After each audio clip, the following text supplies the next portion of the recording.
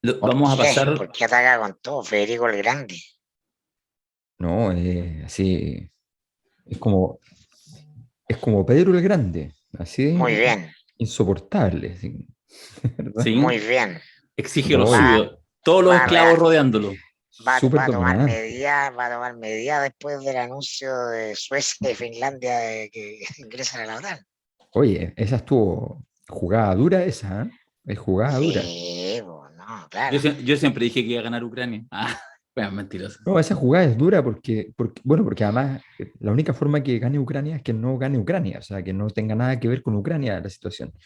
Y efectivamente ahí se abre un escenario que es diferente. Ahora, esos son países que han tenido un tránsito occidentalista fuerte por mucho rato ya y no era tan extraño, pero no habían tomado nunca la decisión, O sea, todas las sociedades, incluyendo Rusia, se han occidentalizado. por supuesto. Occidente es el paradigma de nuestro tiempo, salvo en algunas partes del mundo asiático, pero incluso China lo es. Sí. Entonces, ese factor de poder yo creo que no está así, pero bueno, en lo corto yo creo que está, estamos en el año 38. Bueno, Eh, exacto. Ucrania, Rusia invade Ucrania es como la guerra civil española, la antesala de la guerra. Eso es lo que No, siento yo, pues se está configurando el mapa, vamos a tener una guerra mundial, y no, el tema del tengo pocas dudas. universalismo que planteas es el tema central de la época, independiente de que estamos súper convencidos en Occidente, de tan aburridos que estamos del universalismo occidental, de que en realidad ahora todo es variado y diferente y heteróclito, pero en realidad lo que se impuso por todas partes fue efectivamente la, la doctrina occidental, a tal punto que los valores más defendidos por el espíritu crítico de Occidente, por los sectores de izquierda, son dos valores fundamentales de Occidente, que son la democracia y los derechos humanos. O sea, la disputa ahí, y ahí es donde aparecen los que astutamente dicen, bueno, pero mientras se legitimen las autocracias, hay esperanza para otros modelos de sociedad. O sea, en particular, eh, la tranquilidad de China depende mucho de que haya muchas autocracias dando vuelta en el sistema, Claro. Le conviene que porque siempre esté Arabia Saudita. que siempre está Arabia Saudita, que siempre en Rusia hay Corea alguna del cosa Norte, media complicada, que esté Corea, pero que además estén los, los maduros, ¿ya? O Respecto a sea, China, hay una cosa que es muy interesante que es escuchar a los defensores chinos, defensores de China, de derecha, ya no sin matiz, no sé qué, porque defienden, ¿cachai? Porque en el fondo ahí es donde uno se pierde, digamos, si bien obviamente tiene un origen que uno podría, obviamente en la lógica bipolar, instalar en la izquierda, el maoísmo, etcétera, pero por ejemplo toda esta idea de la unidad nacional, porque en China hay partido único, pero en rigor la ley no lo impide que haya otros partidos, pero tienen que ser partidos nacionales. O sea, imagínate, tenéis que armar un partido en cada una de las provincias que son cada uno un país grande, ¿ya? Entonces, ahí tú escuchas, a mí me ha tocado leer, escuchar a alguna gente que vive en España, aquí en Latinoamérica, estudiosos chinos que ya están hace años acá, académicos, incluso, insisto, algunos del mundo derecha y defienden absolutamente, no entienden que haya ahí una dictadura en el sentido clásico. Entienden, de hecho, que los conceptos de Occidente para definir democracia, liberalismo, etcétera, quedan cortos para poder llevar todo junto a una sociedad de 1.400 millones de habitantes. Entonces, claro, la categoría se queda corto, lo cual por supuesto también es un ejercicio facilista para quienes gobiernan, pero es complejo. ahora Porque además, yo perdona, porque además el modelo ha sido sí, exitoso. Porque además el modelo ha sido exitoso. o sea, me parece que esta conversación es la más interesante y la más pertinente en función del cuadro global al que estamos asistiendo y en el que la política contingente nos hace entrar a una cloaca o a veces a un jardín infantil, más bien. No sé si vieron en uno de los uno al día que mandé hace un tiempo, que hice uno cortito porque añadí un video de Ray Dalio, que es un gran inversionista de Wall Street desde los años 70, y el tipo, sorprendido por la crisis de Estados Unidos en los 70, se mete a fondo a estudiar historia económica ¿no? Y habla de la economía política, de un concepto que en general las tecnocracias no hablan, de cómo el valor de una moneda está íntimamente relacionado al poder político de un imperio. Y él dice, ¿no? Los imperios empiezan a declinar cuando ocurren una serie de cosas, ¿ah? Y las va detectando como un patrón en toda la historia de los imperios de Occidente de los últimos 500 años, imperio español, holandés, el británico, etcétera. Y en la etapa final, ¿no? Hay una incapacidad de respaldo de la emisión del dinero, de altos niveles de endeudamiento. Y es lo que dice él exactamente ocurre a partir de la pandemia en Estados Unidos. Como un momento de no retorno del dólar como eh, eje articulador del poder Mm. imperial de Estados Unidos. ¿No? Entonces vamos de chiquillo, él dice, es muy elegante porque es un video muy bien elaborado, ¿no? Con sus videos gringos que son súper pedagógicos. Estamos acá, ¿ah? Esto es lo que va a pasar. Ya hay un imperio en declinación y hay otro que está desafiando. Y entonces su predictor es la caída del dólar. La caída del dólar como episodio final de la caída de de Estados Occidente. Unidos, del ciclo, no, del ciclo de Estados Unidos como potencia hegemónica después de Bretton Woods, el orden que se inaugura terminada la Segunda Guerra Mundial. Pero, Eh, pero ¿hay Occidente sin Estados Unidos? O sea, la caída de Estados Unidos, ¿qué? ¿Para que se mantenga bueno, como Europa? ¿Bien? por supuesto que sí. Por supuesto que Occidente es mucho más que Estados Unidos. No, sí sé, pero... Esos ya son temas culturales complejos. Lo que te hablo es de que no vas a tener el poder norteamericano como eje articulador del orden global, porque el dólar desaparece de escena como la moneda de referencia de intercambio, y como el tipo, bueno, no es un analista marxista, es un inversionista, es multimillonario, es un tipo que ha comprendido las lógicas de funcionamiento del mercado y del dinero. Pero a partir de aquí, de una reflexión política. A mí me da susto. Sí, no, pero yo creo yo creo que la situación de Occidente, así en términos civilizatorios, está en el límite de situación terminal. O sea, mi impresión es que hay momentos en los cuales tu triunfo es un triunfo como pieza de museo, ¿no? Hay algo de eso en el triunfo occidental. Los chinos son el mejor ejemplo. Tienen un nivel de planificación extraordinario hacia el futuro, una planificación que, ojo, no una planificación así cuadrada, sino que una planificación con capacidad de movimiento. O sea, no son tipos que se les desarma el escenario y se quedan sin nada. Eso no les pasa a los chinos. Eso más bien pasa en otras formas de comunismo e incluso en otras formas de tecnocracia, básicamente. O sea, los tecnócratas muchas veces se les desarma el panorama y ya no ven. ¿No? Le pasó a la tecnocracia chilena con el Transantiago, por ejemplo, eso es muy claro. Lo que le pasa muchas veces al Frente Amplio. El Frente Amplio le cambian el escenario y es como, ¿y ahora qué? O sea, no sé qué hacer. Eh, Esa situación de en blanco. ¿Ya? Entiendo que hoy día se suspendió el comité político, ¿no? Eh, entonces, bueno, eso es como, ¿ahora qué hacemos? O sea, ¿ah? Entonces, claro, a mí me parece que en general Occidente está en una situación bien límite y además los chinos tienen una gracia, es que tienen una doctrina, que es una doctrina así como la doctrina de Confucio es como la Biblia, ¿no? Es una cosa amplia, que te permite un juego, te da una línea de trabajo, pero te permite juego. Y que además tiene principios que son rectores, o sea, que ellos saben que los tienen que ocupar. Por ejemplo, un principio rector que se nota mucho en la política china, es una frase de Confucio que dice eh, que quien no puede gobernarse a sí mismo, ¿cómo podría gobernar a los demás? Entonces, los chinos, no, por eso los chinos no son expansionistas, porque siempre dicen, oye, verá, primero, estoy gobernándome yo, o sea, soy capaz de controlar mi escenario.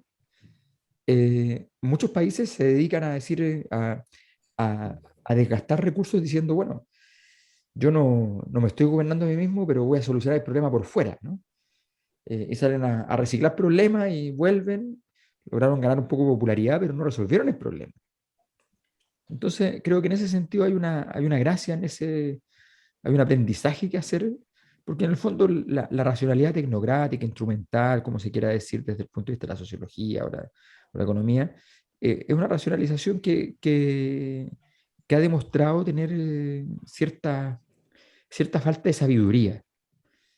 Y en ese sentido es donde se está jugando, a mi juicio, esta guerra, una guerra que de alguna manera, efectivamente, como dice Mirko, nos lleva al inicio de la segunda, al inicio en ese límite, en ese lugar límite entre la Europa occidental y la Europa oriental, siempre han tenido algo que ver las guerras. O sea, la Primera Guerra Mundial es la relación entre está en el límite, está en Bosnia, parte de la crisis, con la muerte del archiduque, en fin.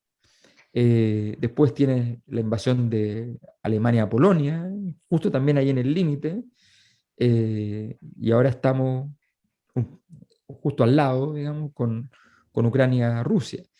Entonces creo que ahí está, en este caso con dos países que ya sí son muy parecidos desde el punto de vista, pero donde está la crisis Occidente-Oriente. No, y ya Putin demostró que el tema no era la eventual presencia de nadie en Ucrania, el nacionalismo, porque van por Transnistria, ¿no? El sector ucraniano, el sector prorruso de Moldavia, ¿no? Que está mucho más hacia Occidente. Entonces ya todo el argumento retórico inicial queda desvirtuado. Ya están en la construcción de la Gran Rusia. Ese es el sueño personal de Putin, eso es lo que lo anima, lo que lo moviliza, está el filósofo que lo inspira, ¿no? La gran madre Rusia. Hay una, Donde haya un ruso, ahí donde haya un ruso, ¿no? Ahí va a estar la bandera rusa independiente y que sea de otro país.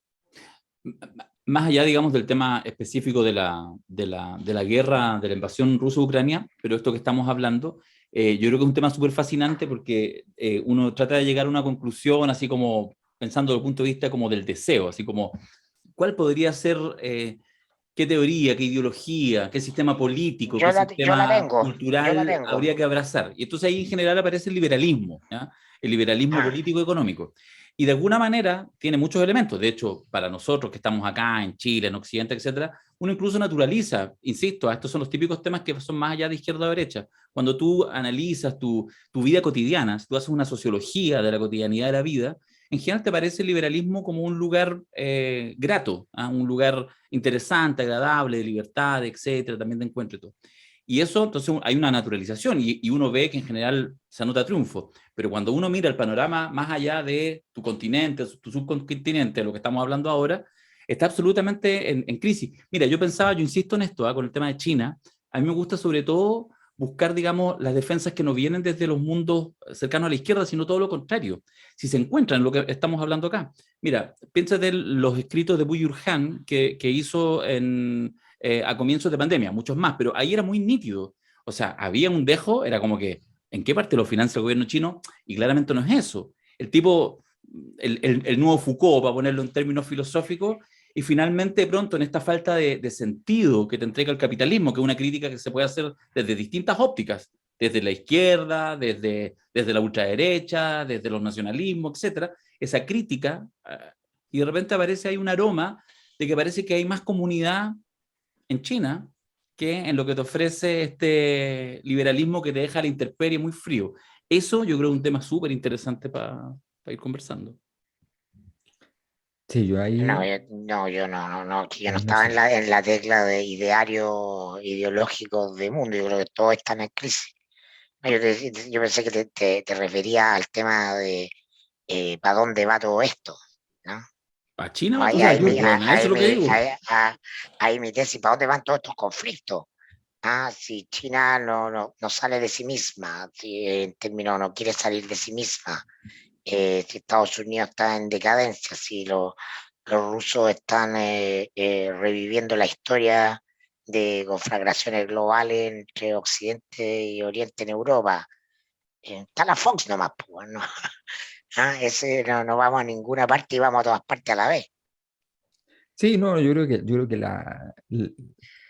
yo creo que la guerra ya no, la guerra grande, ya es evidente que se evitó de cualquier modo. Da lo mismo la manera, pero se evitó. Y en ese sentido, ahora, es evidente que como época me refiero en sentido histórico, digamos, quedó pendiente la guerra de transformación. Siempre hay una guerra que marca el hito del cambio de periodo. Y el cambio de periodo, de la decadencia de Estados Unidos, la entrada de China, qué sé yo, se quedó sin su guerra proporcional, en el sentido estricto. Eh, y entonces probablemente tengamos un cambio de mando blando, ¿no? Así como en cámara lenta y fome, ¿ya? Pero sin guerra, y eso siempre, entonces, ¿pero por qué cuando no pasa la guerra? ¿Qué pasa? Lo que va a pasar es que probablemente sigamos en este ciclo que hemos tenido 2011 en adelante, de grandes cantidades de protestas a nivel mundial de manera constante.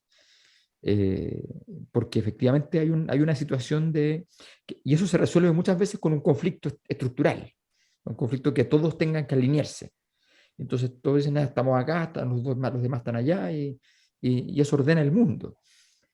Lo que está claro en todo caso es que efectivamente la globalización económica permite evitar, en algún sentido, la, eh, la posibilidad de que hayan guerras más grandes, porque a nadie le conviene, pero al mismo tiempo lo que no puede evitar es que los niveles de desestructuración social nacional e internacional sean gigantescos.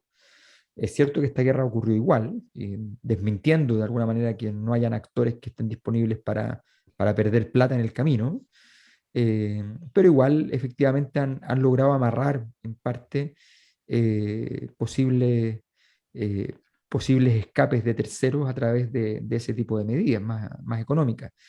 No se llega a ser cierto. A mí me parece fantástico Borrell, ¿no? Borrell, que en representación bueno, en representación de la Unión Europea estuvo en Chile hace poco, en una situación un poco ingrata, porque fue a portarse bien, a ser decente para ir a decir: "Oye, tenemos este tratado de libre comercio, hay que Dime. firmarlo". Entonces le Fíjate, empiezan a hacer las fue a preguntas hacer eso, y, vino a hacer esto, vino a hacer esto. claro, y le empiezan a hacer preguntas y preguntas, y él dice: "Disculpe, si Chile no quiere firmarlo, yo no tengo ningún problema, o sea, como me voy, no me pasa nada, pero no", Next. porque los periodistas le pedían así como: "Bueno, pero explique por qué Chile tendría que firmarlo". Entonces decía: "Bueno, sí, mire, si no, lo que pasa es que para nosotros es importante porque es el primero de un tipo de tratado distinto y qué sé yo, pero bueno, pero si no quieren firmarlo o quieren tomarse el tiempo, tienen todo el derecho, no hay ningún problema". Entonces fue una cosa media absurda la situación, porque Borrell estaba en medio de toda la guerra y tomó el tiempo para ir a esto. Bueno, pero recuerdo a Borrell por lo siguiente, porque él, el Cumpliendo día uno de la una ley guerra, una ley del padrino. sí, Así es, sí, cumpliéndola. sí. Y él, los primeros días del conflicto, él dice: "A ver, las sanciones económicas son importantes, pero no nos perdamos, las guerras son guerras, ¿no? Y no se ganan con sanciones económicas". Como a las 2 semanas, cuando vio que no iba a haber nada más de la OTAN, entonces sale diciendo un discurso muy grandilocuente, diciendo y apuntando a la presidenta de la Unión Europea, diciéndole así como: tremendo logro el que han hecho, han convertido las sanciones económicas en un hard power", dice, ¿ah? Sí, pues. Y han sido capaces, pero eso es porque ya tenían que salir a vender, o sea, ya directamente. Pero es el problema también de la old school, ¿ah? Frente a fenómenos emergentes, pues. Justamente Mm, el Borrell es old school. sí, pues. Y ahí Pero entonces además, poder duro, quién tiene más misiles. pero Y además, como fíjate que Putin, además, pero no. Borrell es un temazo en sí mismo, ¿ah? Porque Borrell es el típico personaje en política al que le quedaron, así como Gabriel Valdés, le quedaron debiendo la presidencia de la República, ¿ya? Un tipo súper respetado y por lo mismo súper temido, que no les cae bien a mucha gente porque el tipo es poderoso en sí mismo, ¿no? Y, pero es interesante la relación que ha tenido con el gobierno de Sánchez, porque Sánchez, a quien todo indica que no le parece muy grato que esté Borrell cerca, digamos, ¿no? Siempre ha tratado de sacar ¿no? De llevar para afuera. Pero lo hace con decencia, o sea, lo saca y lo lleva a un tremendo cargo internacional, lo mete, hace el lobby que hay que hacer para que llegue lo más alto posible. O sea, Funeral vikingo. claro, claro. Pero resulta que eso es muy llamativo en Chile, ¿ah? Que cuando tú quieres deshacerte de alguien, solo te deshaces, es como una cosa así penosa. O sea, es la confusión total, es como, es que hay que votarlo. Ay, ¿cómo se hace? En la basura. ¿No? ¿A quién no le ha Desentendiendo por... pasado, pues, cabros? ¿A quién no le ha pasado? Como lo que le Pero, están haciendo a Desbordes en RN. puta, o sea, eso pasa todas las, o sea, pasa casi por cada semestre tú tienes un par de nombres que claro, que igual quedan dentro del sistema, pero que quedaron heridos de batalla de manera definitiva, quedaron invertebrados, les cortaron la columna. Entonces, esa cuestión, frente a la conducta fina, elegante de entra en cuando salió del gobierno Borrell, Pedro Sánchez lo puso en el discurso al lado de él. O sea, así como sales del gobierno, pero sales por arriba, ¿no? Eh, y un personaje que le resulta profundamente incómodo, que probablemente no quisiera ni verlo cerca. Entonces, ahí hay una serie de cosas que yo creo que Borrell simbolizó en este último proceso. Creo que en Chile incluso, en medio que le estaban diciendo que no, lo mandaron de paseo al norte. Yo me imagino al pobre Borrell teniendo que decir, sí, ya, ok, voy porque es una invitación, ¿no? Entonces, pero estoy en medio de una guerra, no sé si, no sé, o sea, estoy en medio de una guerra, me están diciendo que no al tratado, ¿ya? O que hay problemas y que lo van a cambiar y qué sé yo, no sé. Cosas que pasan. Dabañino, tráenos de vuelta a Chile.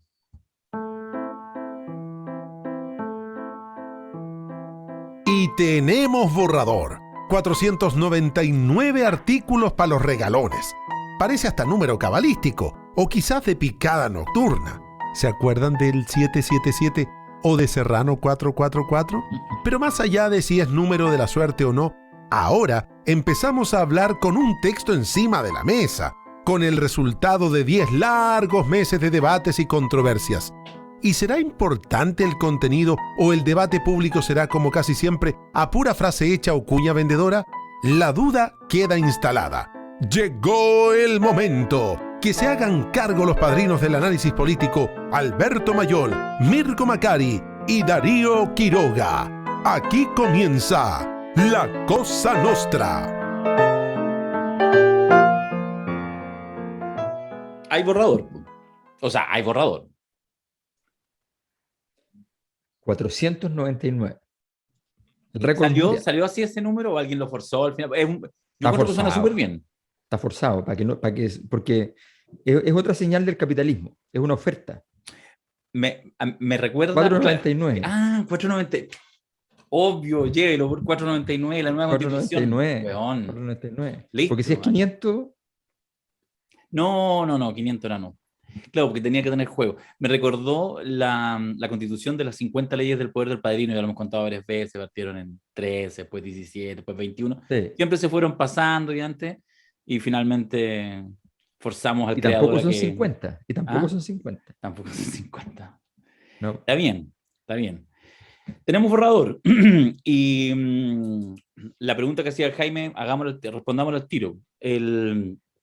¿Cuánto importa lo que hay de fondo? ¿Cuánto importa que ya esté el borrador si se abre un capítulo o en realidad la inercia, lo que viene ya en las últimas semanas, pre-borrador, que en el fondo es atrincherarse en el apruebo o en el rechazo por otras razones, más allá del texto, es finalmente lo que va a primar de aquí al 4 de septiembre? ¿Cómo lo ven?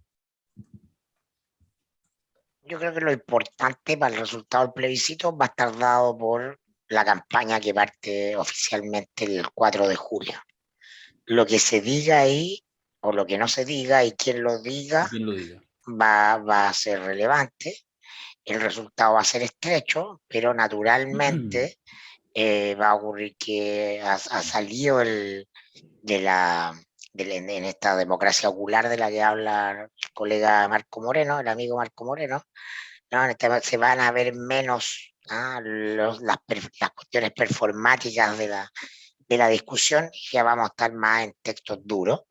Y eso yo a mi juicio creo que va a ir achicando la brecha que hay hoy entre el apruebo y el rechazo. Se aplicará la máxima caballo alcanzado, caballo ganado, falta mucho, va a depender de la campaña misma, pero no, me resulta, en lo personal, mi tincada, mi opción es que naturalmente va a ganar el apruebo, pero esto abierto a sorpresa y a que gane el rechazo, ¿no? Como tincada, como sensación, porque queda mucho, porque nadie puede predecir lo que va a pasar, a eso me refiero, queda demasiado tiempo. En términos de contenido, yo simplemente quiero leer lo que escribe mi amigo Iván Weissman en su el mostrador semanal, que llega a una base de correo y es muy requerido porque un newsletter de pago muy requerido en Sanhattan y en el mundo financiero local, muy influyente ahí. No se dice las primeras lecturas. Un banco de inversión líder en Wall Street e influyente en el mercado local mandó un informe preliminar a sus clientes este domingo en el que dice que el borrador es menos radical de lo que muchos anticipaban y con el énfasis puesto en reconocer derechos sociales. Comillas. No vemos una amenaza a la propiedad privada o al rol del mercado en la economía chilena. Sí vemos una economía donde el Estado tendrá un rol mayor, habrá una subida de impuestos y mayor regulación e incertidumbre para tres sectores: minería, salud y pensiones. Es decir, después de tanto darse vuelta, quedamos en lo que era obvio. Punto. Y lo dice un banco de inversión en Wall Street, eso es lo Esa es la importante. gracia, pues, bueno. ¿No? Está claro, ¿no? Sí, Y creo que no nos vamos a mover de ahí. sí, la verdad es que efectivamente, a ver, de hecho, varios de los rasgos que dijimos alguna vez en los seminarios se dan. Yo había terminado la presentación diciendo larga, pero no precisa. Para bien o para mal, hay gente que le gusta eso, que sea más imprecisa. Es decir, deja en resorte de ley muchas cosas. Mantiene muchas cosas, ojo, hay muchos párrafos. Yo voy a hacer en estos días la comparación más científica, pero así leyéndola, hay muchos párrafos que de hecho tuve que revisarlo y efectivamente eran idénticos a la Constitución del 80. Por de pronto, todas las medidas para destituir al presidente son idénticas. No hay diferencia. Entonces, porque se había hablado de que no, que plebiscito revocatorio, no. Acusación constitucional con las mismas condiciones. Hay muchas cosas que están exactamente igual, sobre todo las cosas de procedimiento. ¿Es una oportunidad perdida o está bien? Miren, esa es otra discusión. ¿Ya? No, yo tengo mi opinión, pero esa es otra discusión. Ojo que en el borrador, no voy a decir que no hicieron caso, porque sería una cosa insultantemente soberbia, pero ocurrió un milagro. La primera página del borrador no dice nada terrible. Justo quedó ordenada de una manera tal que plurinacionalidad no aparece en la primera página. Entonces, y otras cosas polémicas están ahí con tranquilidad.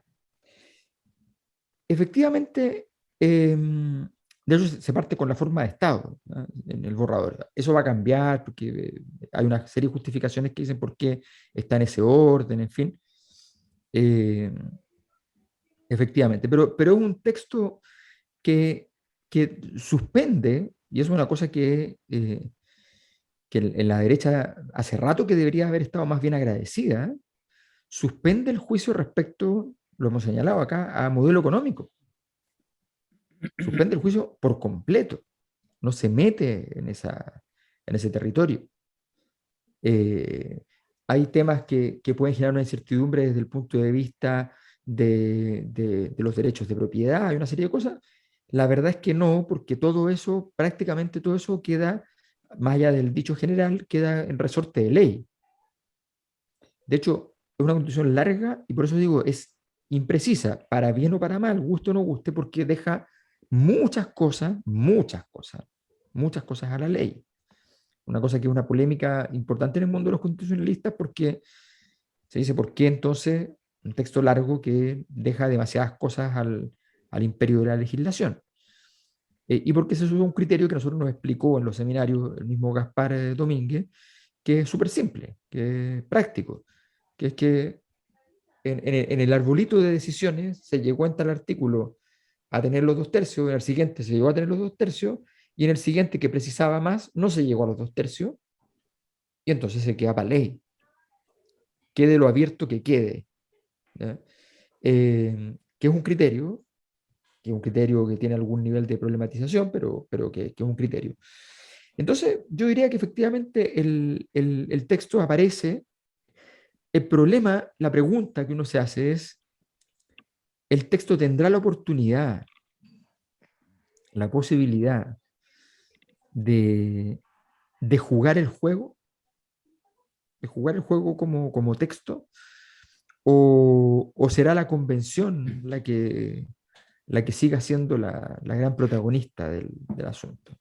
Esa es la gran duda que queda y además a mí lo que me parece más preocupante de las últimas 2 o 3 semanas, que yo creo que había una oportunidad, o todavía queda incluso, una gran oportunidad para la convención, una tremenda oportunidad de, de ceder un poco, de decir, en términos, no estoy hablando del texto, estoy hablando de ceder políticamente y decir, miren, cometimos errores, ¿ya? Ya lo dijimos acá, qué sé yo, y de verdad da la impresión de que uno lo escucha y es como, no hay comprensión de eso. O sea, de verdad,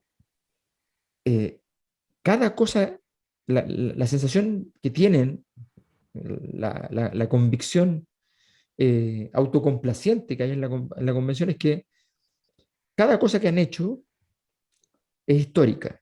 Histórica en el sentido extraordinario, ¿no? Claro, y si todo es histórico, nada es histórico. Entonces, y tú dices, bueno, pero a ver, si la Constitución por sí sola, lo que fuera, era histórica, o sea, súper histórica, no solo porque es histórica, porque cualquier Constitución es histórica, sino porque efectivamente el procedimiento de realización la hacía histórica para Chile de manera evidente. No necesitabas hacer histórico cada jugada. Eh, eh, Pelé y Maradona también le pasaban la pelota al compañero que estaba a 3 metros de vez en cuando. ¿Ya? No siempre agarraban la pelota para hacer un gol histórico. Entonces, yo creo que ese tiempo todavía queda un poco para poder dar un gesto de menor grandilocuencia. Tú mencionas ahí el tema del borrador y yo justamente quiero, o sea, si el borrador, si el texto va a tener la posibilidad, digamos, de desplegar, ¿cierto? O si será la convención en esta dualidad. Creo que los tres estamos de acuerdo, quizás por entradas distintas, que la mejor noticia de este borrador es que pone fin al periodo de la convención. Y lo hemos dicho en variados espacios, que habrá seguramente un tiempo más adelante que quizás se va a evaluar de manera más calma finalmente las luces y sombras que tuvo el trabajo convencional. Yo lo he planteado varias veces, creo que efectivamente hay un ejercicio democrático interesante que hay que evaluar, insisto, desprejuiciadamente, respecto a cómo funciona un parlamento de estas características, con este nivel de heterogeneidad.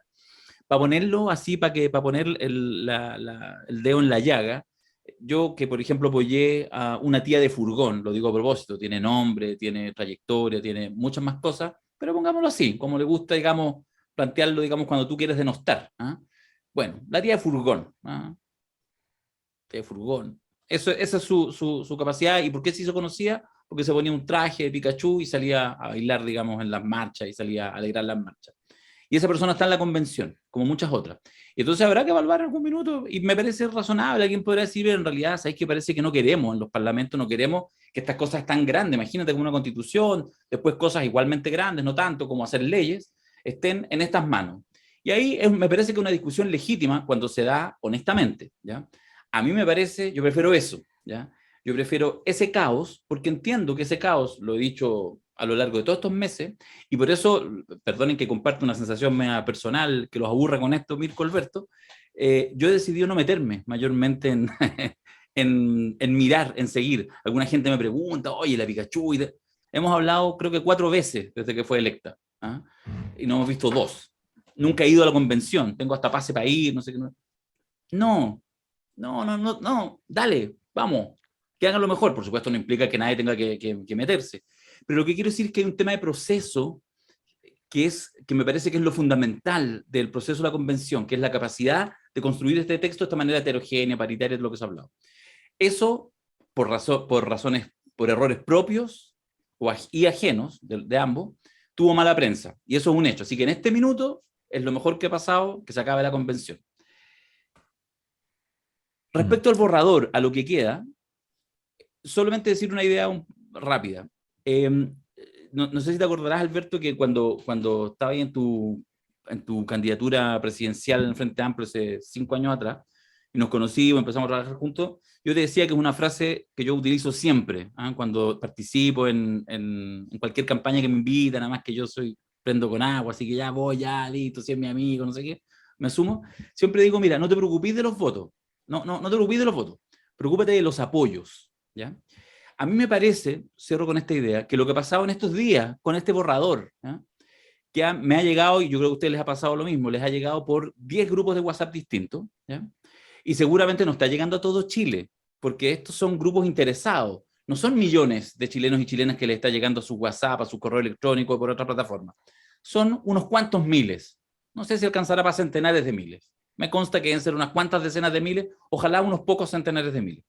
Bueno, eso tendrán que ser, estoy pensando en el mundo de la prueba, que es el que me interesa, tendrá que ser ese músculo, el que sí haga el ejercicio, que puede ser bizantino, latero, y que no tiene que ver con que en realidad el vecino lo haga, tiene que ver con que uno se meta, y entonces uno mismo encuentre, no espere ninguna cartilla, ningún programa, ni que el gobierno diga, ni que el Boris, ni que no sé qué, no. Uno mismo realmente encontrar lo que leyó, le gustó esta entrevista, vio por aquí, vio por allá, y se quedó con un par de elementos. Y con eso empieza a jugar en sus propias redes sociales, empieza a jugar con el vecino en la pega, etc.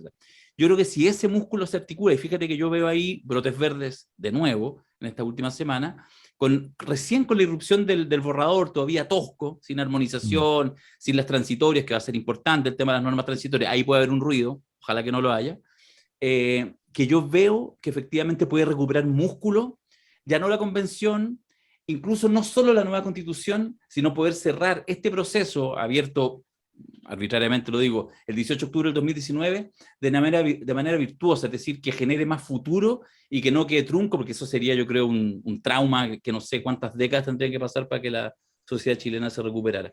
Eso es lo que yo veo ahora con el tema del borrador, esa es la gracia que yo veo, que se mueva, que circule, en fin, esa es mi expectativa de alguna manera también. Ahora, yo creo que la convención está, o sea, yo considero que, por ejemplo, creo que hoy día o ayer vi la entrevista de Giorgio respecto a que ve abiertos los 2 escenarios de apruebo o rechazo. Eh, y Lo eso, criticaron harto por la entrevista. sí, la verdad es que no sé cuál era el objetivo. Yo no tengo una crítica en particular. Yo tampoco, pero sí, sí. Porque me parece que lo que dice Es es honesto. perfectamente posible y está bien, además que una autoridad, entonces perfectamente puede haber evitado cometer alguna clase de error más grave. Eh, o puede haber sido que se da cuenta que hay un partido dividido en dos y ser una pruebista a todo dar no es conveniente. Puede ser muchas cosas, pero en cualquier caso, no tengo claro cuál fue el objetivo. Ese fue más bien, si me entusiasmara en hacer una pregunta o una crítica, sería fundamentalmente esa, sería preguntarme cuál es el objetivo que había detrás. Pero más allá de eso, creo que marca un poco el clima dentro del gobierno, porque hoy lo que, lo que puede estar complicando la convención y a la constitución nueva es lo que no hay. ¿Ya? O sea, tienen una constitución larga, de momento sería la más larga en artículos del mundo, eh, pero resulta que el problema podría ser lo que no hay, lo que falta. Y nosotros lo veíamos en la encuesta, la gente echaba de menos los temas de seguridad y los temas económicos. Y todo parece indicar que el gobierno no ha sido capaz de salir de esa prisión y su gobierno se evaluará a partir de esos criterios. Y la verdad es que eso se ve, y la convención y la constitución podría ser evaluada brevemente, en corto plazo, a partir de esos criterios. Y un rechazo ni hablar, dejaría al gobierno en una posición, aunque se, se desprenda del bulto, aunque pase lo que pase, sería terrible, catastrófico. Entonces, lo interesante es ahí, yo insisto, creo que efectivamente creo que efectivamente ganaría el apruebo, y creo que las razones que estuvimos analizando en el seminario último, donde Axel Callí planteó el tema, que es un tema real, de que las encuestas, todas las encuestas, cual más, cual menos, tienen una imposibilidad estructural de llegar a poder representar a los sectores, al 20% más pobre, por decirlo así. Y a los jóvenes que se Eh, meten, que es la tesis de Callis. Votan los jóvenes, ganan la prueba. pero está hablando fundamentalmente además de los jóvenes de sectores populares, donde efectivamente eso quienes hacemos encuestas sabemos que esas respuestas son muy difíciles, ¿ya? Em, pero, pero ojo, que nosotros con nuestra encuesta en su momento dijimos 79 para la prueba, ¿ya? Eh, Entonces, también, y fue 79. Ahora nosotros no hemos dado ninguna predicción, porque lo que hemos dicho hasta ahora no es predicción, simplemente la observación del momento y tratar de entender el fenómeno, pero pasan las semanas, y eso es lo que me parece importante, pasan las semanas y la cosa más o menos empieza a ganar alguna solidez. Es cierto que, por ejemplo, ahora se acortó aparentemente la brecha, eh, pero estamos hablando de un escenario que todavía no parece despertar una cierta sensación de lo damos vuelta, ¿no? Y de energía vivificante. A mí lo que me preocupa más que el resultado es la energía vivificante del proceso. La sensación de que esto es una estructura vital que merece nacer. Y eso creo que es algo cuya magia se ha perdido, al igual que uno pierde la magia cuando le empiezan a hablar la mamá o la abuela o el abuelo o el papá de su hijo o nieto, o la hija o la nieta, diciendo, es que tú no sabes lo fantástica que es, lo maravillosa que es, las notas que tiene, las cosas que ha hecho, qué sé yo. Y claro, a las primeras dos, tres, tú dices, qué interesante, y a la 15ª, a la 20ª, a la 30ª ya estás, pero qué insoportable, ¿no? Eh, los cuidados del sacristán, ¿no? Quiero comentar algo más de la convención, Mirko, si no yo tengo otro tema. No, suficiente. Habrá mucha convención para adelante. Sí, pero sabéis que la que deberíamos haber hablado al revés, porque podríamos terminar en esta parte sin la convención, a ver, así como haber terminado el podcast. De hecho, podríamos terminarlo y deberíamos partir con gobierno. Claro. De hecho, yo voy a hacer una cosa, voy a hacer un ejercicio. ¿Eh? Yo no, este es un ejercicio, este es un riesgo ya, este es un riesgo absoluto lo que voy a hacer, porque me voy a desnudar frente a ustedes. Qué horror. Qué horror. Cuando uno se desnuda... Tú estás en una fase desnudista. Mayor no estaba en el teatro El Seina, pero yo sí, estábamos desnudos, No, cambiándonos de ropa. Que Darío está en una fase desnudista. O sea, esta semana ya lo vi en un video donde habla en tercera persona de sí mismo. Estuviste a punto de ser bloqueado en mi Twitter. En tercera persona de sí mismo, es como Caselli, ya es otra cosa.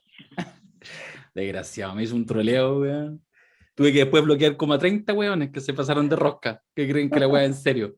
Oye, quiero hacer un ejercicio de desnudismo. Nunca hay derecho a wear a un hombre porque le salen tetas. Esa weá tenganlo.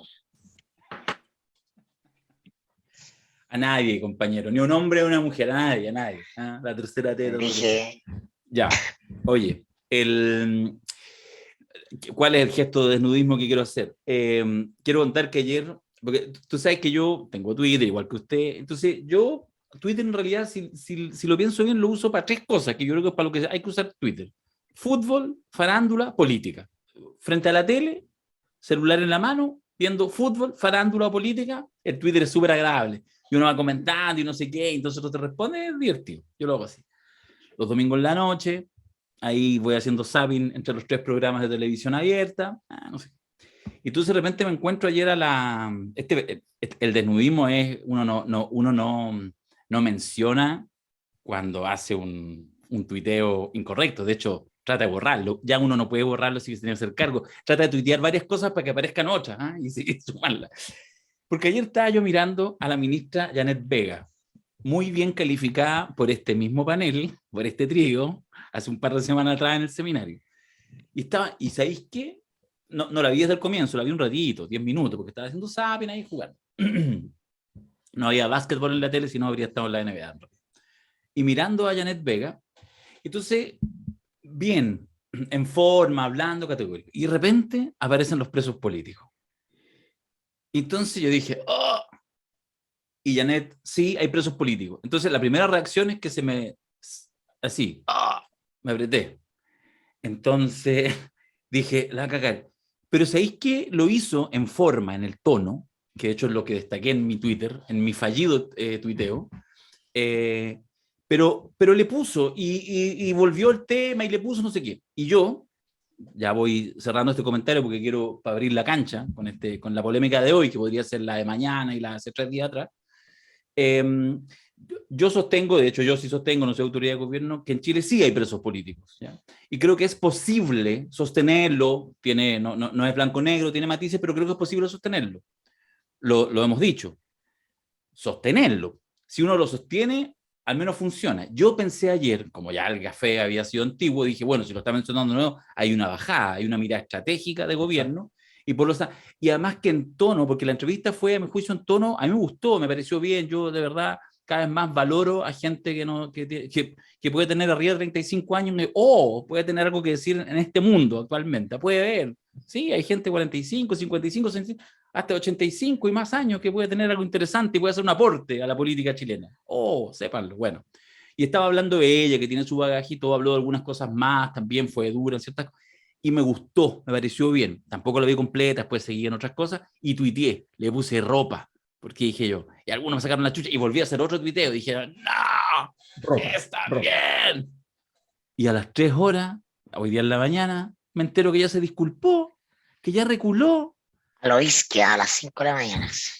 Puta madre, Janet, primera vez que tuiteó a favor del PPD, weón. Pero la pregunta es otra. La pregunta es de dónde vino la orden.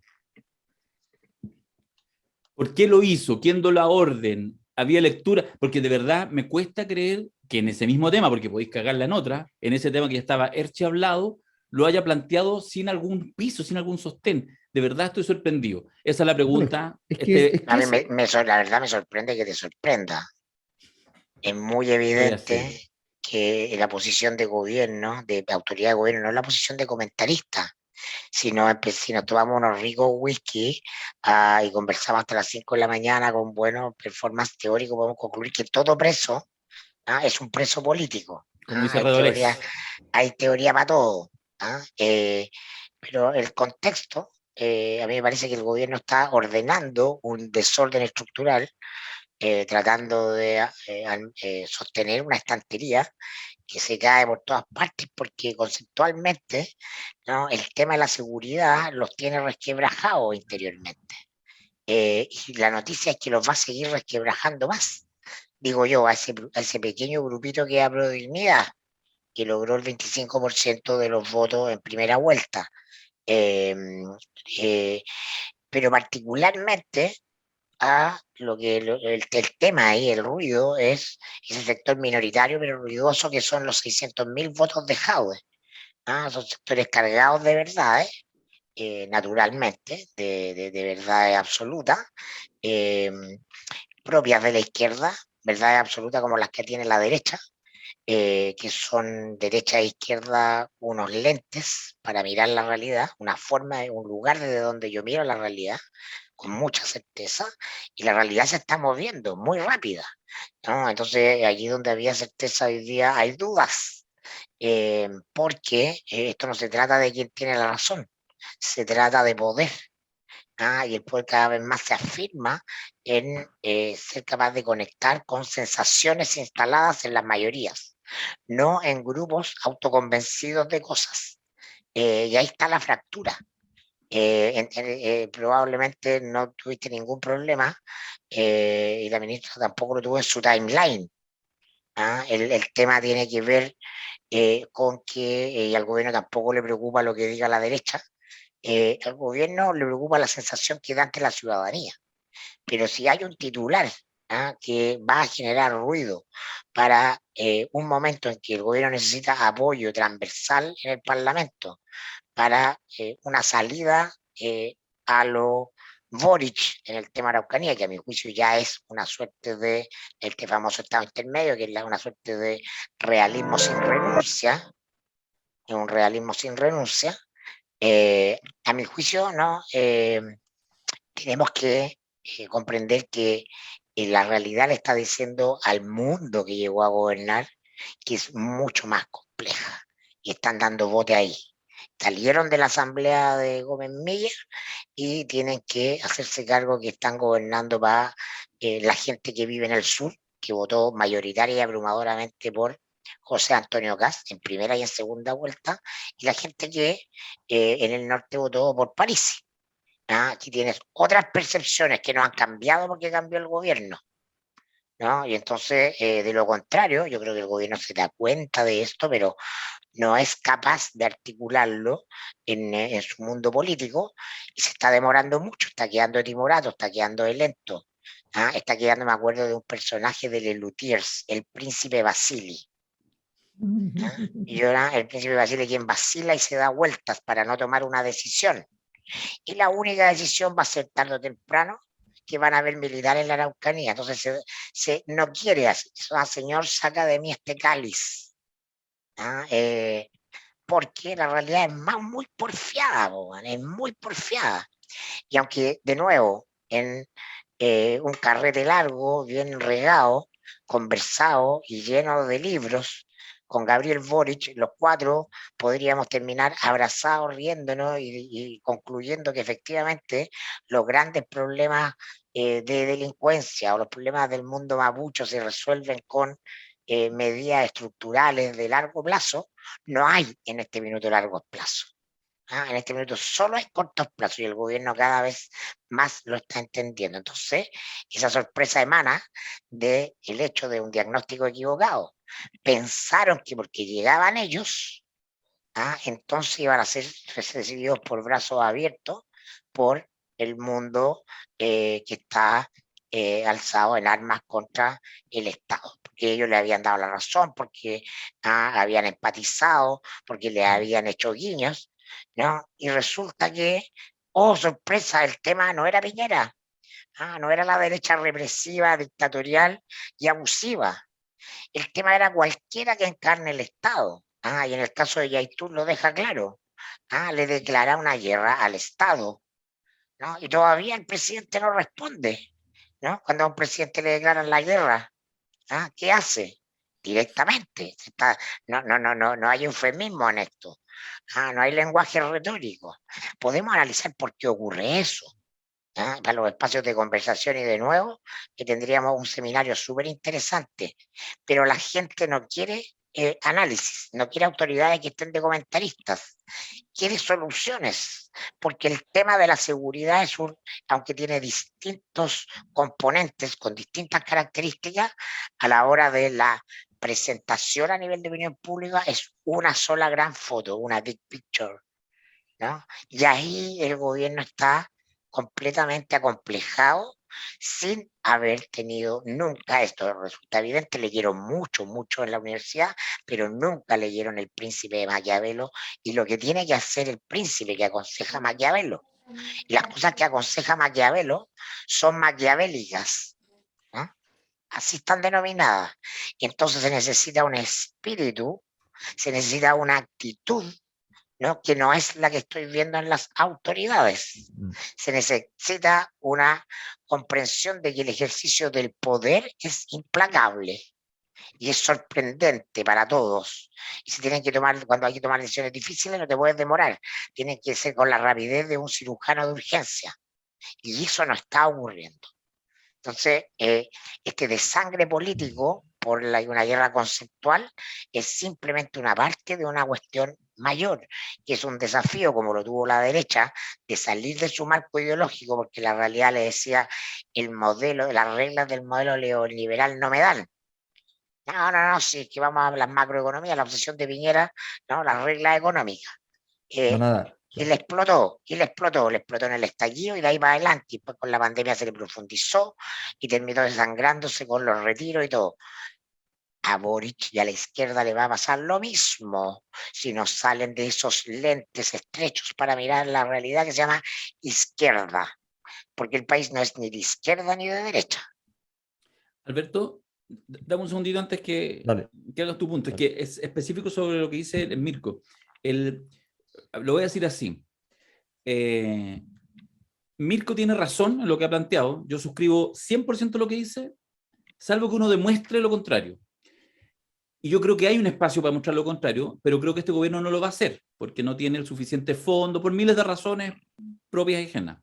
Lo que yo quiero decir con la enunciación del concepto de preso político, lo podríamos utilizar en más cosas, pero quedémonos con ese ejemplo porque la ministra nos regaló ese ejemplo de nuevo anoche.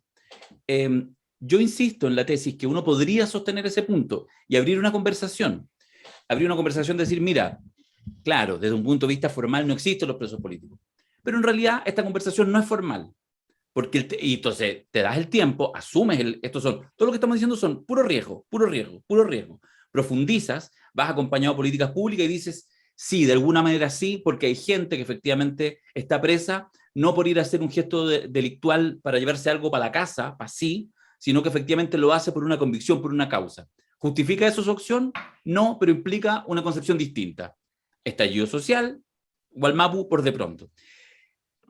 Y uno podría establecer, eso no está pasando, porque el problema es que a veces se hace como un gesto, como una falsa conciencia, pero se sigue haciendo una política tibia, no quiero decirlo de derecha para no caricaturizarla, pero clásica. Ese es mi punto. Entonces, lo que plantea Mirko, completamente de acuerdo. Lo único que quiero dejar solamente establecido es que hay una posibilidad de hacer cosas distintas, pero eso implica una batería de recursos, de fondos, también de base de apoyo para poder avanzar y de una mirada estratégica de que en realidad no vas a terminar, que es lo más probable ahora, con militares en la Araucanía. Eso estoy de acuerdo. A ver, hay muchas formas de plantearse frente a esta situación. En el fondo hay una sola, a mi juicio, pero voy a tratar de recorrer un poco el camino. A ver, evidentemente hay un problema de definiciones en el gobierno, de definiciones que se hacen antes y que tiene que ver con este tipo de reunión, ¿ya? Que es un tipo de reunión posmoderna, ¿no? En la cual se sientan y dicen, no, pero es obvia la respuesta, ¿eh? Obvio que hay presos políticos. ¿No? Yo estoy de acuerdo con que hay presos políticos, pero obvio que hay presos políticos. El problema es que te llegan dos torpedos gigantes, como te van a llegar cuando estás en el gobierno, y tú digas, sí, pero es que se nos ha hecho insostenible decir que son presos políticos. Llámate a 4 abogados y que hagan que estén allí para poder contradecirte o que estén allí para poder preparar el argumento. A ver, comparemos. ¿Cuáles son los presos? Ya, vamos a meter en el paquete, no me meta nadie más en el paquete. O sea, a ver, este concepto nace del estallido social, no me meta nadie más. Las tesis así expansionistas, no. Son los presos del 18 de octubre. Ah, ¿son los presos del 18 de octubre y del 10 de noviembre? No. Son los presos del 18 y el 19 de octubre. ¿Ya? Y anteriores, que son casos. ¿Por qué podrían ser presos políticos? Ah, porque la pena de estar, por ejemplo, detenidos todo este tiempo sin juicio deriva fundamentalmente del hecho de que se les aplicó ley de seguridad del Estado. Y esa decisión es una decisión política. Ah, tenemos un punto. Bien, ticket. Y este gobierno no habría aplicado ley de seguridad del Estado para esos casos. Por tanto, nosotros no reconocemos, sin desconocer la investigación, la necesidad de la investigación, no reconocemos el hecho de que estén presos en esas condiciones porque nosotros no habíamos aplicado la ley. Ok, ¿qué más tenemos? Bueno, tenemos que la gente que disparó y que mataron a una periodista en Estación Central ahora están con arraigo domiciliario. Se Sí, cambió ahora. sí, cambió ahora, después del problema político, pero estamos hablando de una situación en la cual una situación como esa daba para un arraigo domiciliario según el gobierno, ¿no? Y por tanto, efectivamente, me pueden acusar de lo que quieran, pero tengo una visión un poco más laxa respecto a aquello, ¿no? En fin, tú empiezas a construir tu argumentación. Y cuando estás allí, llamas a todos los ministros, entendiendo que te va a ocurrir que en las entrevistas, y das una instrucción. La instrucción, ¿cuál es? ¿Hay o no hay presos políticos? Sí, no. O la respuesta puede ser, perdone, eso lo ve la ministra de Justicia. No, pero es que yo tengo mi opinión personal. No la voy a dar porque soy ministro, estoy a cargo de un ministerio. La ministra de Justicia y la ministra del Interior son las personas que pueden dar una referencia al respecto. Punto. Esa es la línea comunicacional. ¿Cuándo se perdió esa línea? Se perdió en la medida en que hay un problema, que hay dos problemas que yo veo. Primero, de que todos estos errores, lo que lo comentamos muchas veces respecto a la convención, estos errores no son comunicacionales, son problemas políticos. Hay definiciones que faltan o definiciones que sobran. Pero hay un problema de equilibrio en las definiciones que hay. Y en segundo lugar, hay un problema de creer de manera nominalista en las definiciones. Es decir, gran parte de las soluciones que nos plantea nuestra época, y vamos a decirlo así, poseídos por el espíritu de Ñuñoa, los políticos chilenos han tomado la decisión de retrotraerse al nominalismo, al viejo y querido nominalismo medieval, que básicamente confiaba en que los nombres lo hacían todo. Y se cambia el nombre de las cosas y entonces cambia el fenómeno. Ahora a partir de una tesis constructivista, postestructuralista, todo lo que ustedes quieran, pero nominalismo puro y duro. Cambias el color de las cosas y cambiará la cosa. Cambies el nombre de la cosa y cambiará la cosa. Bueno, no es verdad. El nominalismo no es verdad. Hay un peso simbólico, siempre, por supuesto. Todo lo que quieran, pero no es verdad. Entonces, y hay un problema de confiar en exceso, entonces, en que esas palabras cargadas de sentido, por el mero hecho de estar tan cargadas de sentido en un momento determinado de la historia y en un grupo determinado de personas, se van a proyectar con facilidad. Y para decirlo es simple, Ñuñoa no le va a ganar a la Araucanía. Nunca en la historia de Chile, hay que escucharlo súper bien, Ñuñoa le va a ganar a la Araucanía. Yo viví muchos años en Ñuñoa, tengo la mejor de las experiencias, en fin, me encanta Ñuñoa, pero nunca Ñuñoa le va a ganar a la Araucanía. Quien puede ganar a la Araucanía es Pudahuel, Maipú, La Florida, Puente Alto, San Bernardo, La Cisterna. Son esas comunas las que pueden ganarle a la Araucanía, porque las grandes disputas políticas y sociales del país residen allí, no residen en Ñuñoa. Y en ese contexto, es decir, el problema está allí donde están depositadas las grandes dificultades. Y eso el gobierno no lo está haciendo, no lo está llevando, no lo está trabajando. Hay muchas formas de trabajarlo, muchísimas, pero cualquiera podría ser buena en sí misma.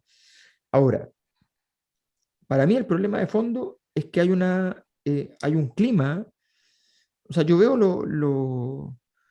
los informes semanales del gobierno en redes sociales, de los distintos ministerios, y a mí me apabulla, de verdad me parece como medio absurdo. O sea, aquí ahora hoy día estuve el fin de semana en Madrid con mi familia, sacamos a los niños a dar una vuelta, estaban como provincianos, descubrí que eran provincianos, entonces como que para ir a Madrid sí, se quisieron ir a cortar el pelo, querían, estaban así como, oh, increíble, o sea, Inmigrantes y provincianos, una weá y ya, pero provincianos, ya. estaban así, pero así, Pero Ñuñoa, pero y Ñuñoa. son chiquititos, o sea, y estaban ahí ya, bueno, estábamos en Madrid y bueno, Madrid es mucho más politizado que Valencia, bastante más, entonces la gente comenta mucho y era así como Vox Populi, ¿ya? No Vox Populi. eh, Oye, está difícil Chile, ¿eh? Está complicado Chile. Bueno, ese comentario que hiere el corazón de los chilenos más críticos, incluso, así como que ¿ya? La gente que adentro salía y decían, oye, pero Chile es un país tan estable. No, sí, por supuesto, es súper fantástico, qué sé yo.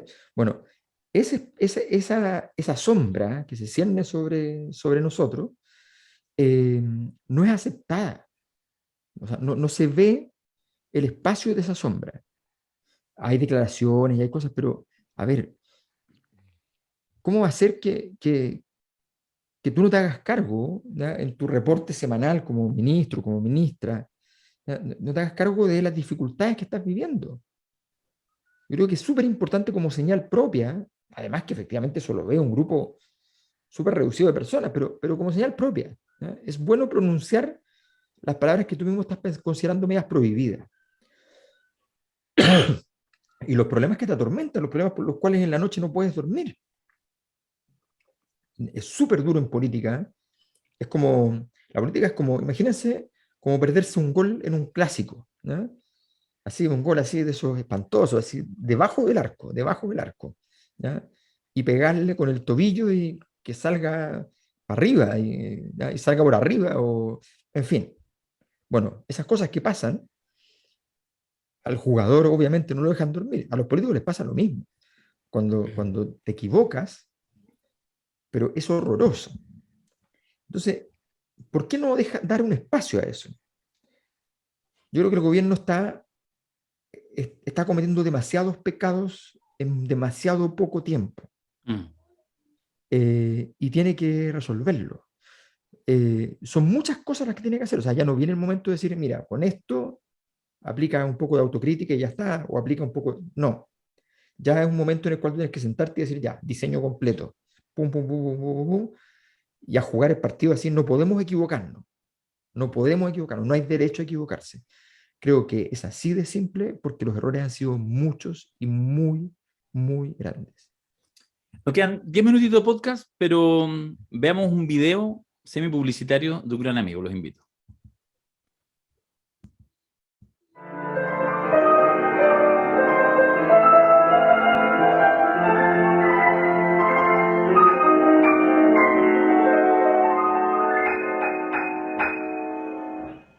Hola, ¿qué tal? Soy Camilo Salinas y los quiero invitar a un concierto que voy a hacer este 19 de mayo a las 21 horas. Voy a estar tocando música de mi recientemente disco lanzado Cristales, voy a tocar música del disco anterior, solo piano, y tengo invitados de lujo. El Cuarteto Austral, va a estar el Macha Aldo Asenjo cantando canciones y con el piano, y todo bajo el punto de vista electrónico y moderno de Martín Benavides. Es un concierto imperdible, el jueves 19 de mayo en el Seina a las 21 horas. Las entradas están en venta en Punto Ticket y no se lo pierdan, a menos que no quieren que les llegue su cabeza de caballo.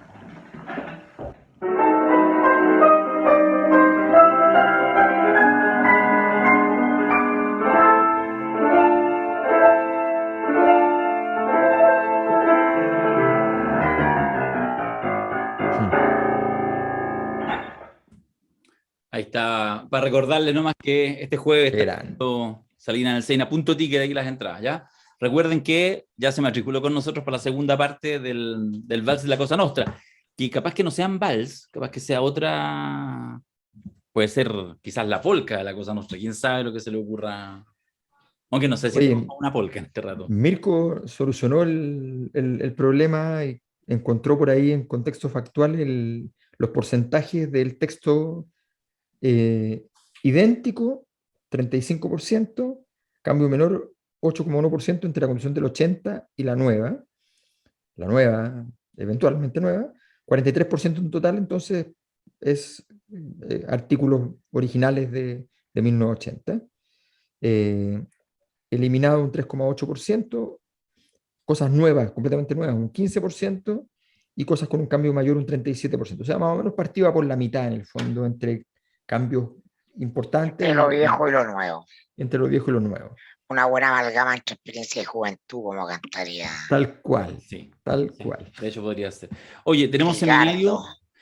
Quiero avisar porque corrimos la fecha del seminario, ¿ya? Por un tema de, tenemos invitados de envergadura y por lo tanto tuvimos que hacer algún ajuste.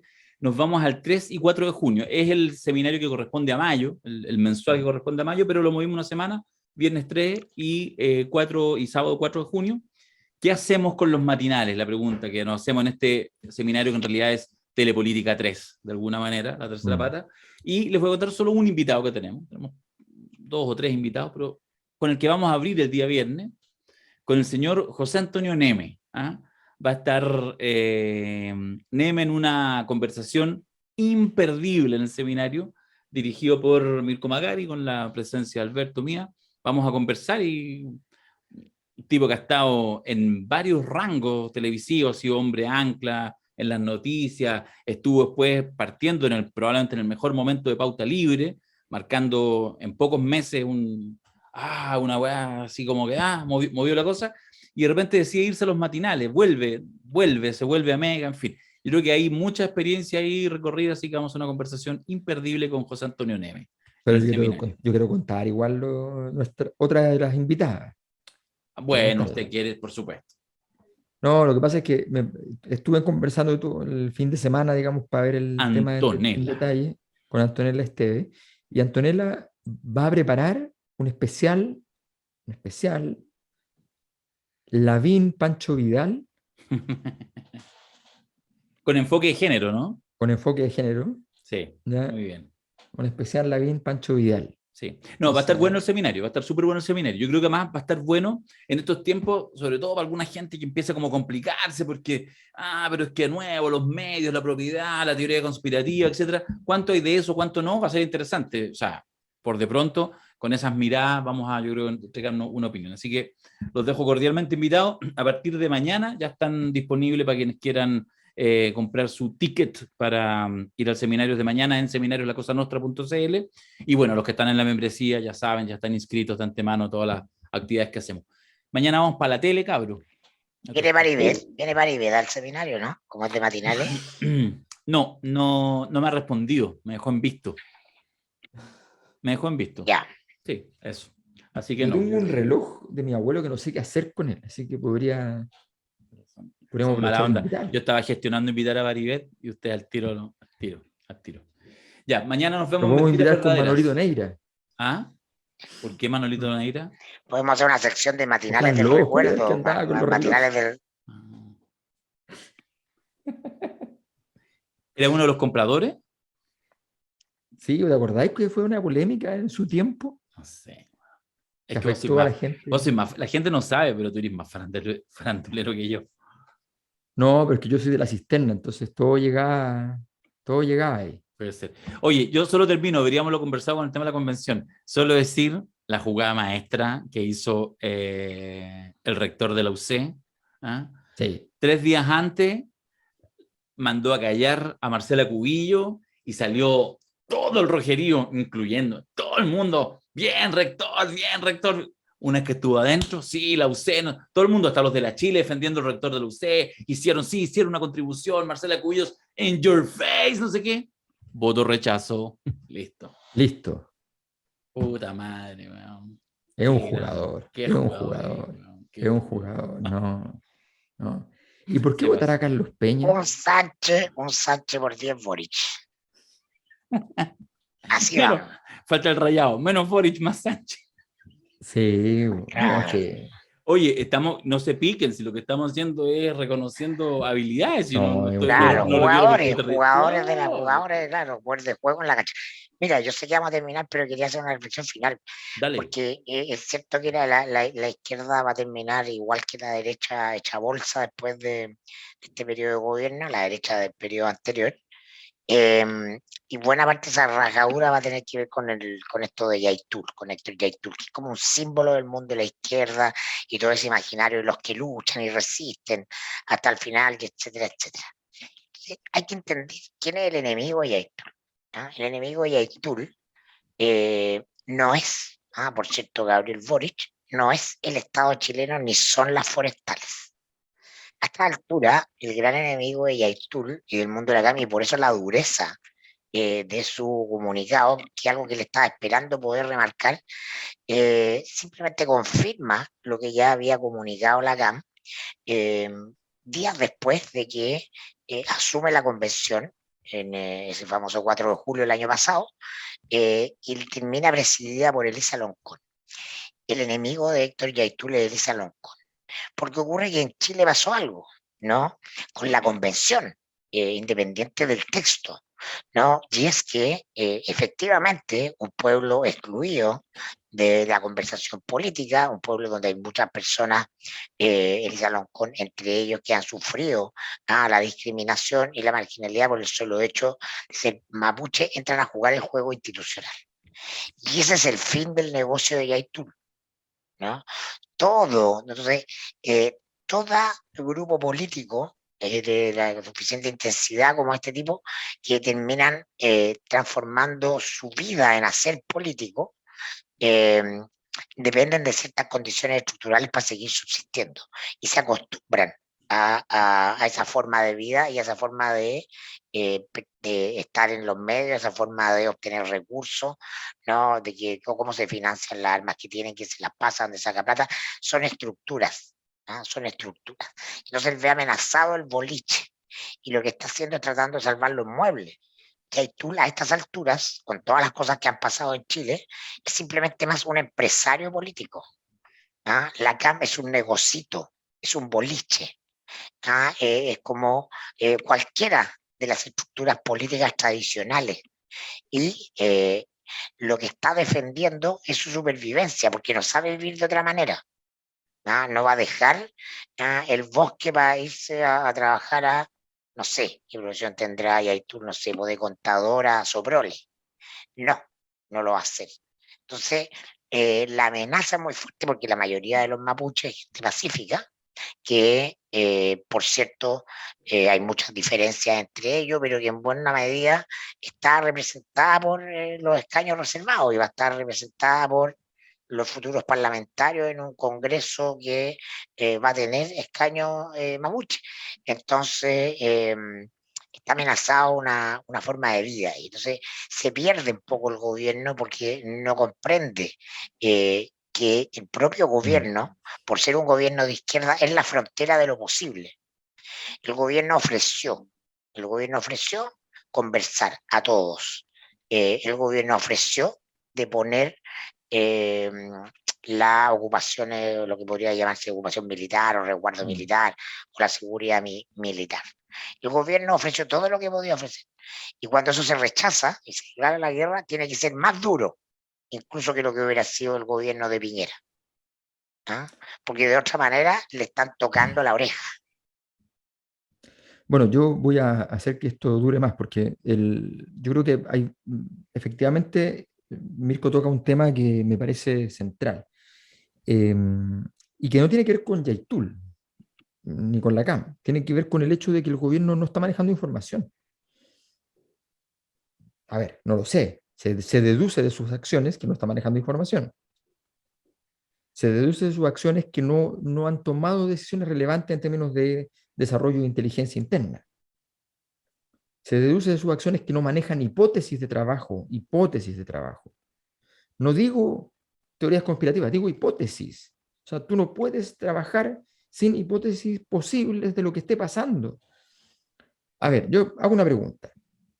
Si con diferencia de horas tengo una situación insólita, completamente inédita, respecto a uno de los policías, de los carabineros que está a cargo de la seguridad del presidente de la República,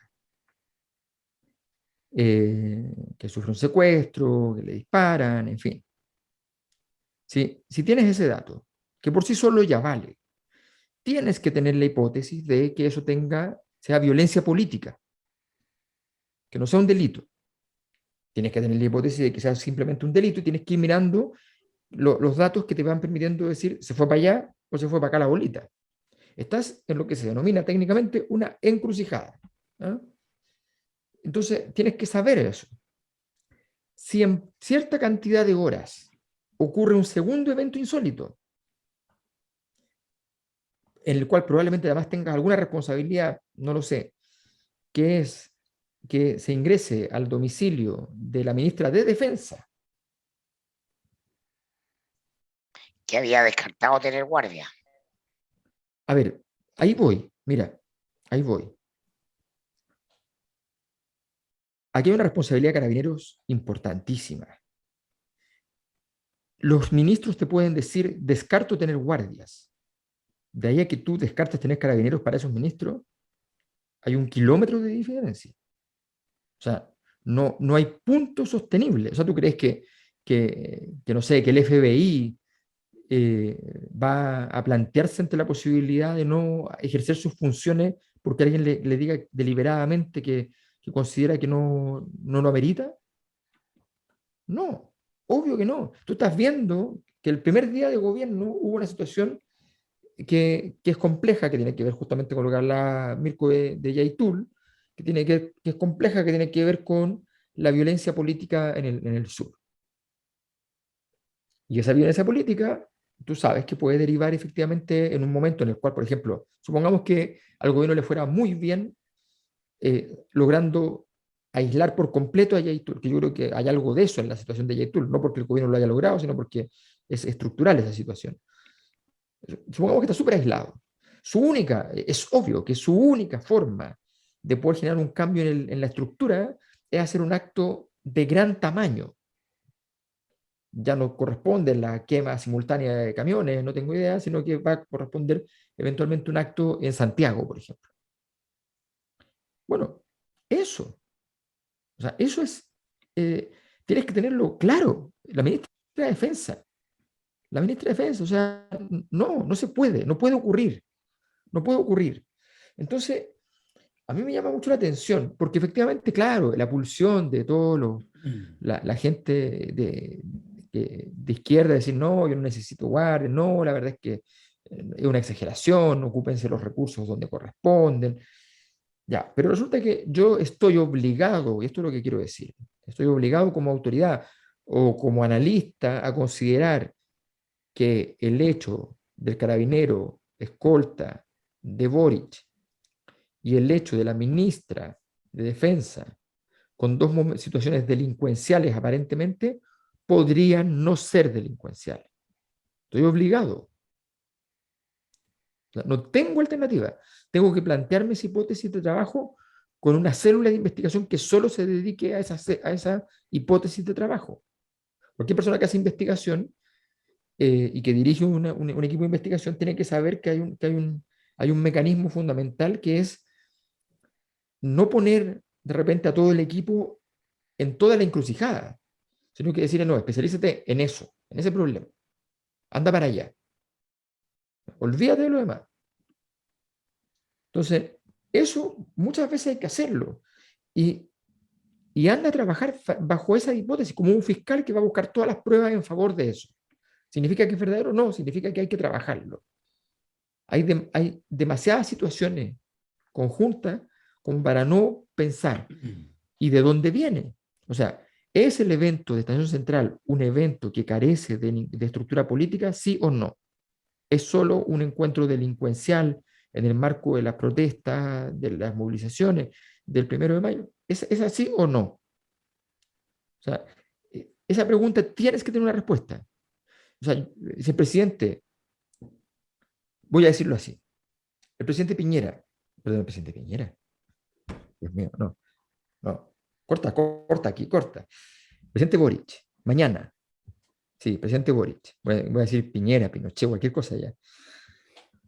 El presidente Boric mañana cruza la calle, mañana martes, en la mañana, llega a la oficina, le hacen los ceremonias, entra por la puerta, le hacen la ceremonia de honores, sale por la misma puerta, cruza la calle, entra a Carabineros y le dice, quiero hablar con el jefe de inteligencia. Y se siente y le dice, mire, aquí hay dos posibilidades. Ustedes no se han enterado de nada, o ustedes saben cosas que nosotros no sabemos y no la están informando. En cualquiera de los dos casos, dígame por favor que es la segunda. Dígame que lo sabe y no me ha informado adecuadamente. Porque si no lo sabe, ¿por qué diablo es el director de inteligencia? Entonces, dígame por último que es el culpable, que usted lo orquestó todo, pero no me vaya a decir que además no sabe nada. Ser. O sea, se requiere un golpe de efecto, se requiere que, a ver, siéntate. Y se requiere que haya una acción proactiva, porque de verdad esta falta de información es algo obsceno, no tiene ningún sentido. El gobierno no va a poder trabajar así, no va a poder trabajar así. Y eso requiere una modificación radical ahora. Fin del comunicado. Fin del comunicado. El tema... Bueno, estamos pensando hacer hasta un seminario sobre el tema, sobre el conflicto chileno-mapuche. El temerario de afirmación de Yaitul, porque de hecho estaba pensando todo este rato, porque yo creo que lo que hace es poner también el dedo en la llaga en algo que todavía no se ha trabajado lo suficiente y que tiene que ver con todos los nexos, efectivamente, de organizaciones mapuches, con el narco, de organizaciones mapuches, con el robo hormiga forestal, con lo que incluso pasa cuando pasan los años y por lo tanto gente durante 5, 10, 15 años se dedica a eso. Es lo que pasó en el desmantelamiento del Frente Patriótico con Rodríguez, del Lautaro, etcétera, digamos. De hecho, para eso estuvo la oficina, por las buenas y por las malas, por las dos vías, tratar de desarticular eso. Pero fíjate que cuando ponís el acento y pones el liderazgo... Es demasiado tiempo, son redes de negocio. Estoy de acuerdo, pero lo que solo matizo que sin elementos de prueba, pero sí me refiero, no sé actualmente, no estoy en la conciencia, ni sé exactamente en qué está Héctor Yaitul en este minuto. Lo que sí sé es que durante estos últimos 20 años ha sido siempre alguien que ha tenido, es cierto, en posturas cada vez más radicales, pero ha tenido fondo ideológico. Y yo en ese sentido me parece que la problemática, lo que subyace, es mucho más complejo en organizaciones que ni siquiera sabemos tanto los nombres, porque no les interesa que sepamos los nombres, ni tienen mayores liderazgos que conozcamos, porque no les interesa, porque lo que hay es un chiringuito para generar, digamos, para controlar ciertas rutas y agarrar lucas. Lo último que subimos importantemente Yaitul, además de sus comunicados, fue cuando balearon al equipo de TVN, a Iván Núñez con su camarógrafo, y lo que vimos en ese minuto es que fueron justamente otros grupos mapuches los que querían impedir eso, porque efectivamente hay también mucho acuerdo con las forestales. Está muy podrido el sistema en esa zona. Yo lo único que digo es que Yaitul hasta ahora, insisto, en 20 años, no sé, en los últimos 2 o en el último año, me parece que ha dado cierto fondo ideológico que está en postura radical, estoy de acuerdo, y que probablemente no haya posibilidad de avanzar políticamente con él y con la CAM. Bueno, pero a ver, pero Abimael Guzmán también tenía fondo ideológico. Y buena, Sendero Luminoso también. Estoy de acuerdo en tu comparación, es posible. Las consideraciones de la autoridad no tienen que ver con tener o no tener fondo, con haber leído o no haber leído. Sí. De verdad que esa es la tentación fácil de la izquierda, ¿no? El tipo leyó a Marx, y hizo una reflexión teórica compleja de verdad que gobernar hoy día, ¿no? Implica conectar con la grande audiencia. Yo me informo todos los días, no porque me guste particularmente el noticiero, por Radio Cooperativa. el más escuchado y el más creíble, porque estoy escuchando lo que está escuchando la mayoría de Chile, y a lo que la mayoría de los chilenos que se informan por la radio le asignan el rango de similitud. El gobierno duda, dice, ¿ah? Todos los días hay informes de ataques a retenes, hay un conjunto de significantes de la noticia, ¿no?, que instalan esto en un determinado marco. Y el gobierno gobierna para la mayoría de los chilenos, ¿no?, que están en eso. Yo no es que yo esté de acuerdo con ese marco, lo que yo piense da lo mismo. Lo que estoy haciendo es mero análisis político, ¿ah? En comprender el marco en el que está instalada el espacio de sensaciones, emociones y pensamiento de la mayoría. Entonces, cuando le dicen al gobierno, oiga, le declaramos la guerra, y el gobierno todavía no responde a esa declaración de guerra, ¿no?, está muy mal. Está muy mal, porque Boris tiene todo el derecho que no tenía Piñera de declarar a la CAM asociación ilícita terrorista. Obvio, obvio, Todo el derecho, porque lo está ¿no? diciendo. Claro, Sí, lo está diciendo. pero y hacerlo desde una actitud, ¿ah?, que le quede meridianamente claro al país que hay conducción. No, si el único punto, Mirko, es cuando tú señalas y planteas que es una hipótesis posible, sostenible, que es el tema que en el caso de Yaitul, porque lo mencionas en primera persona, pudiera haber también una lógica de ya mantener una forma de vida, un negocio, ¿ya? Lo que yo creo es que probablemente de los actores políticos mapuche, de los actores mapuche en territorio, en armas, probablemente, en mi sensación, no tengo pruebas y tengo dudas, Yaitul probablemente debe ser quizás de los únicos que no le cabe ese calificativo, lo cual no implica que sea igualmente complejo y todo lo que tú dices. Yo creo que las No, declaraciones de ahora son... Darío, sí, yo desconozco efectivamente, porque tú conoces más las personas, ¿no? Eh, pero en el fondo yo creo que hay una cosa que es bien importante igual aclararle a la gente. Las personas que están en política, en cualquier ámbito de la política, necesitan vivir. Y hacer política es muy caro. dedicarse Política, al ideal. política revolucionaria, política no revolucionaria, conservadora, todos, la gente buena, la gente mala, para usted, da lo mismo del lado que sea, todos necesitan vivir y todos Exacto. necesitan recaudar para poder hacer su actividad política. O sea, mira lo que voy a decir. Ahora que ya está despejado ese tema, ya se bajaron los sueldos y toda la cuestión. Cuando tú bajas los sueldos a los congresistas, es cierto que había una cantidad de infamia en todo eso espantosa, pero también es cierto que estructuralmente perjudicaste a los políticos que están creciendo. Porque el grueso de la plata que gana un político se dedica a la política. Si ustedes creen que los políticos van y le depositan el sueldo a la señora, así, no. Los políticos gastan su plata como drogadictos En en la mantener su política. estatus. Y para subir y para contratar un tercero que va a ayudarlo a no sé qué cosa y que va a ir para hacer una operación política, Y para el para bingo de la esto, Junta para de lo otro. Vecinos. Exactamente, todo Es el muy tiempo triste. están en eso. Es una droga. Entonces, claro, el tipo que viene de un partido grande, que recibe financiamiento del Estado directamente, qué sé yo, que va a las elecciones y obtiene hartos votos y tiene un colchón, y el tipo, ni hablar, los que se venden a los empresarios, ¿ya?, que sabemos que son muchos y qué sé yo, bueno, todos esos tienen eso resuelto para hacer política. El tipo que no, ¿ya?, entonces tiene que estar ahí haciendo política sin poder ser el que paga el café convocando a la gente a la reunión, cosa que ya arruina la fiesta. Mm. Entonces, los que hacen política necesitan esos recursos. Yaitul, como cualquier otro, sí lo necesita. Si lo está haciendo, para mí, esa parte me importa poco.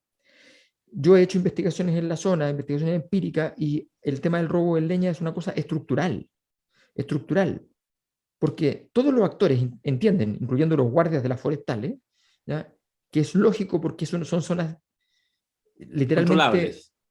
No, y además, no, y además son zonas que están devastadas por una industria que no produce un empleo constante, que produce un empleo circunstancial y que produce situaciones de merma de agua, de contaminación, porque muchas veces agarran cosas de los basurales, se las llevan, las usan de abono, generan entonces contaminación en toda la zona.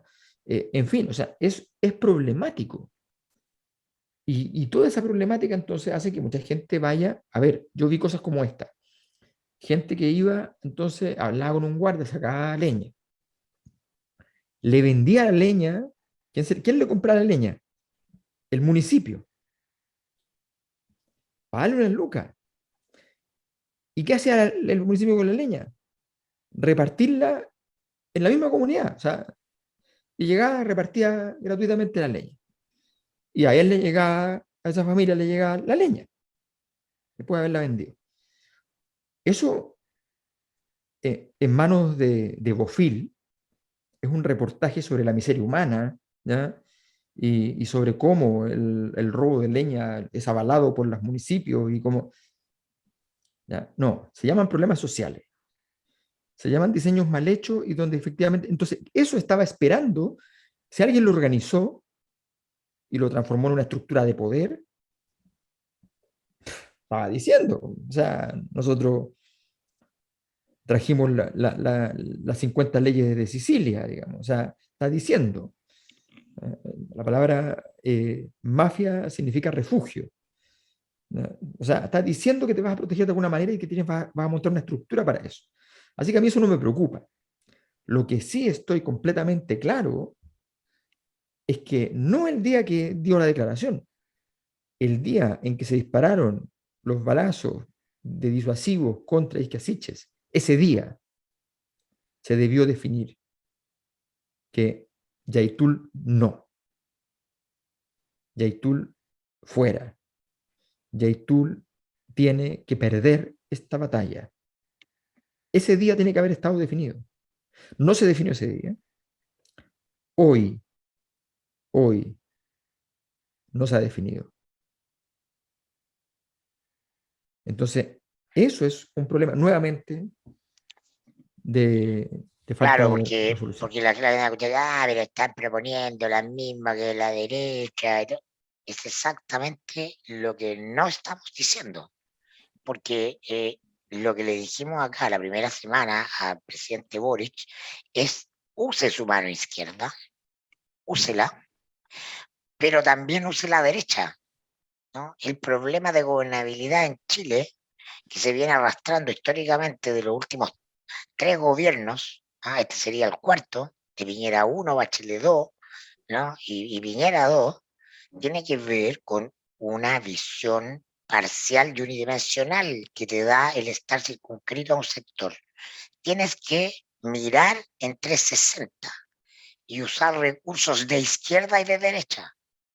Usar sin complejo la fuerza, la autoridad, los militares, los carabineros, porque son lo que hay, y a la vez apuntar con la misma intensidad y energía a los problemas estructurales, las desigualdades, las discriminaciones, los sometimientos, todas esas cuestiones que sabemos que están en la historia de Chile, que están en el origen de buena parte de la violencia que estamos viendo, no solo en el mundo mapuche, sino también en las ciudades, ¿no? Como Alberto ha dicho muchas veces, ¿no? Chile en estos últimos 30 años construyó una economía, pero dejó de construir una sociedad, ¿no? Y entonces el nivel de rechazo, de marginación, de resentimiento de muchos y muchas personas marginadas por estructuras de trabajo, etcétera, etcétera, se está expresando de manera radical, ¿no? En actos de delincuencia, de desempatía.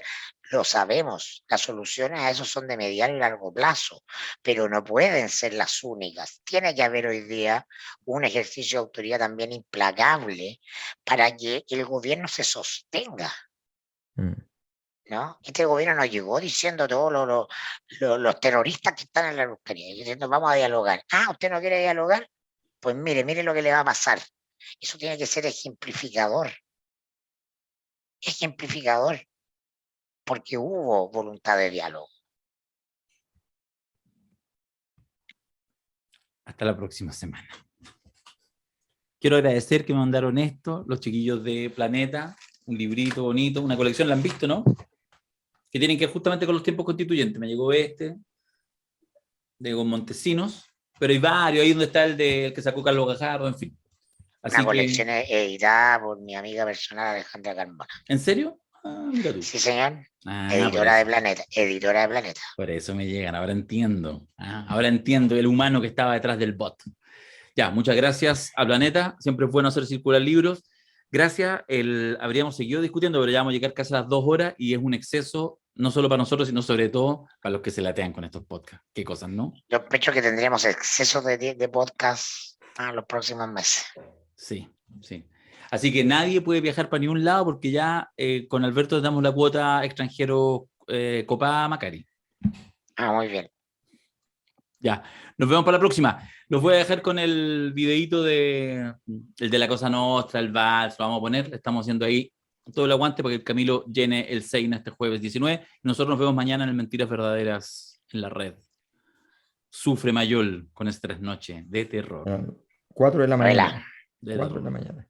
Chao, chao.